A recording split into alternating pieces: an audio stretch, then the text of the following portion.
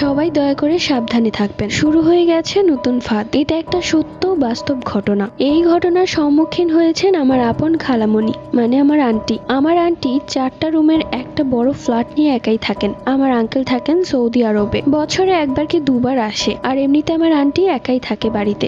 মাঝে মাঝে আমিও আমার মা তাদের বাড়িতে যাই এবং সেও আমাদের বাড়িতে আসে। তো কিছুদিন আগে আমার মায়ের সঙ্গে আমার আন্টির পারিবারিক ভাবে একটা কথা কাটাকাটি হয়, যার কারণে আমার আন্টি আমাদের বাড়িতে আর আসে না, আমরাও আর তাদের বাড়িতে যাই না। তো যেই দিন এই ঘটনাটা ঘটেছে তখন সময় দুপুর 3টা। আমার আন্টি তখন টিভি দেখছিল। হঠাৎ করে কলিং বেল বাজাতে তিনি গিয়ে দূরবীনে চোখ রাখতেই দেখলেন বয়স্ক একটা মহিলা দাঁড়িয়ে আছে। তার এক হাতে ছিল বাজারের ব্যাগ এবং অন্য হাত পেতে দাঁড়িয়ে আছে, আর মুখে ছিল নেকআপ পরা, যার কারণে চোখ ছাড়া আর কিছুই দেখা যাচ্ছিল না। তো বরাবরই আমার আন্টি দান খয়রাত করেন। তো তিনি সেই বৃদ্ধ মহিলাকে গেট খুলে বললেন, খালাম্মা আপনি একটু দাঁড়ান, আমি টাকা নিয়ে আসছি। এরপর আমার আন্টি গেটটা না লাগিয়ে হালকা একটু ভিড়িয়ে রেখেছিল। তো আন্টি যখন তার ব্যাগ থেকে টাকা বের করছিল, টাকা বের করে যখন সে সেই বৃদ্ধ মহিলাকে দিতে যাবে, তখন আন্টি দেখে সেই বৃদ্ধ মহিলাটি ঘরে ঢুকে আন্টির সামনেই দাঁড়িয়ে আছে। আমার আন্টি তো একদমই অবাক, কেননা এরকম ঘটনা তার সাথে আগে ঘটেনি। তো আন্টি কিছুটা ভয় পেয়ে যায় এবং সন্দেহজনক ভাবে তাকে বলে, কি ব্যাপার, আপনি ভেতরে আসছেন কেন? আপনি বাহিরে দাঁড়ান, আমি আপনাকে টাকা দিচ্ছি। কিন্তু সেই মহিলা যায় না, বরং এক পা দুপা করে আমার আন্টির কাছে আসছিল।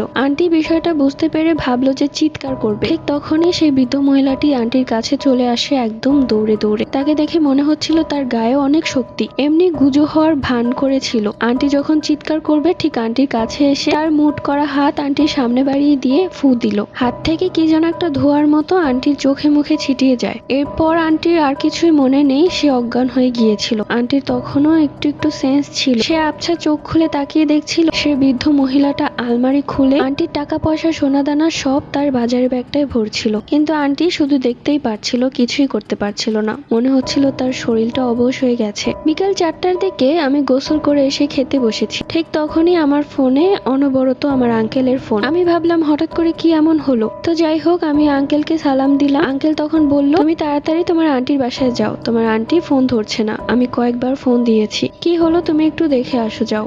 আঙ্কেল অবশ্য জানতো না যে আমাদের মাঝে একটু ঝগড়া চলছে। তারপরেও আমি সবকিছু বাদ দিয়ে মাকে নিয়ে সোজা আন্টির বাসায় যাই এবং গিয়ে দেখলাম যে গেটটা ভিড়ানো। এরপর গেট খুলে দেখলাম পুরো ঘর তছনছ করা এবং আন্টি এক কোণায় অজ্ঞান হয়ে পড়ে আছে। আন্টির চোখ মুখে পানি দেওয়ার পর আন্টি পুরো ঘটনাটা আমাদেরকে খুলে বলে। বাসা থেকে আন্টির 8 ভরির গহনা এবং 40,000 টাকা নিয়ে গেছে। তো নিজের সিসিটিভি ক্যামেরাতে দেখা গিয়েছিল যে সেই বৃদ্ধ মহিলা একদম ভিক্ষুকের মতোই বেরিয়ে গেল, আর তার মুখও দেখা যায়নি, কেননা সে নিকাব পরা ছিল। তার জন্যই বলি তোমরা সবাই সাবধানে থেকো এবং একা থাকলে অপরিচিত কোনো লোক আসলে খবরদার দরজা খুলবে না। আল্লাহ হাফিজ।